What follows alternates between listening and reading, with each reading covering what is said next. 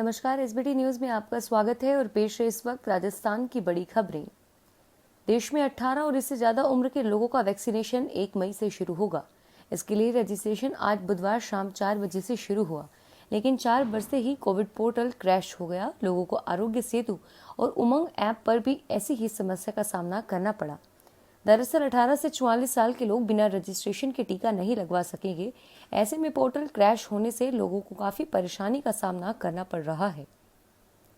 Rajasthan high court ने बुधवार को ऑक्सीजन और रेमडेसिविर इंजेक्शन के आवंटन में राजस्थान के साथ हुए भेदभाव के मामले में राज्य और केंद्र सरकार को नोटिस जारी किया है। अगली सुनवाई 30 अप्रैल को होगी। हाईकोर्ट ने यह नोटिस अधिवक्ता पूनम चंद भंडारी की तरफ से दायर याचिका पर दिया है। अधिवक्ता भंडारी ने कोर्ट में बहस के दौरान बताया कि केंद्र सरकार ने राजस्थान सरकार के साथ महामारी के इस दौर में ऑक्सीजन आवंटन और जीवन रक्षक इंजेक्शन रेमडेसिविर के आवंटन में भेदभाव किया।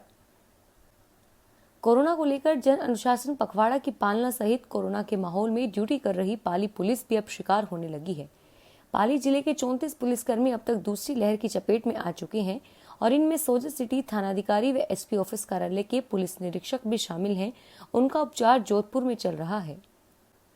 बाड़मेर संसदीय क्षेत्र से बहुजन समाज पार्टी के प्रत्याशी के तौर पर नामांकन पत्र खारिज होने और भाजपा प्रत्याशी कैलाश चौधरी के निर्वाचन को चुनौती देने वाले बर्खास्त आईपीएस पंकज चौधरी की चुनाव याचिका को राजस्थान हाईकोर्ट ने खारिज कर दिया है।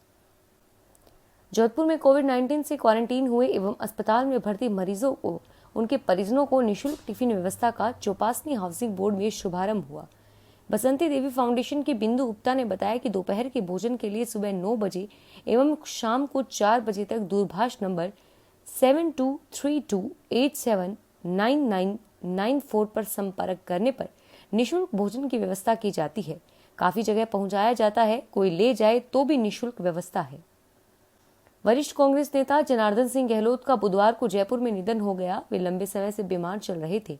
उनके निधन पर मुख्यमंत्री अशोक गहलोत, पीसीसी चीफ गोविंद डोटासरा और मुख्य सचेतक डॉक्टर महेश जोशी सहित कई नेताओं ने शोक जताया है। कांग्रेस सरकार में कैबिनेट मंत्री रहे जनार्दन सिंह गहलोत भाजपा से नाता तोड़कर लोकसभा चुनाव से पहले कांग्रेस में शामिल हो गए थे। मध्य प्रदेश की सीमा से सटे राजस्थान के झालावाड़ जिले के ग्रामीणों में कोरोना का खौफ इस कदर समा गया है कि वे घर छोड़कर जंगलों में पलायन करने लग गए हैं। आपदा के समय में पुरानी मान्यताओं का हवाला देकर ग्रामीण दिन भर जंगलों में रह रहे हैं। वे वहीं पर खाना बनाते हैं और खाते हैं। ग्रामीण रात को वापस गांव लौटते हैं और इससे पहले दिन में किसी को भी गांव में आने और जाने की इजाजत नहीं है।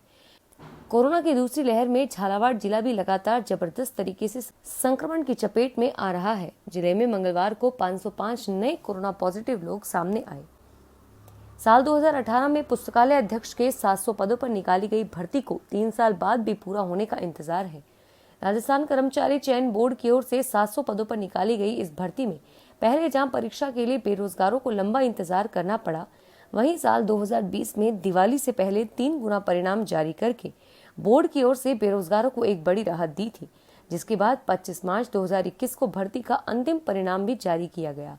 लेकिन अंतिम परिणाम में वंचित रहे बेरोजगारों ने हाईकोर्ट का दरवाजा खटखटाया है। इसके बाद से ही मामला हाईकोर्ट में लंबित चल रहा है। कोविड-19 संक्रमण काल में लोगों की हर संभव मदद करने और उनकी समस्याओं के निस्तारण के उद्देश्य से राजस्थान प्रदेश कांग्रेस मुख्यालय में स्थापित किए गए कंट्रोल रूम में इन दिनों शिकायतों और समस्याओं का अंबार लगा हुआ है। प्रदेश भर से प्रतिदिन 100 से ज्यादा शिकायतें कंट्रोल रूम को मिल रही है। हालांकि बड़ी बात यह है कि पीसीसी कंट्रोल रूम में तैनात नेता और चिकित्सक चाहकर भी अधिकांश समस्याओं का समाधान करने में असफल साबित हो रहे हैं।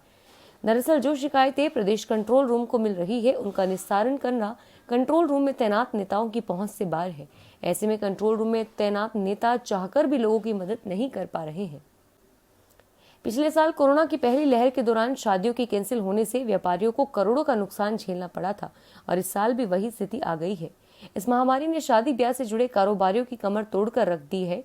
चित्तौड़गढ़ जौहरी नगरी टेंट किराया व्यवसायी संघ के जिलाध्यक्ष योगेश सारस्वत ने बताया कि 28-29 को बहुत शादियां थी जो कैंसिल कर दी गई हैं।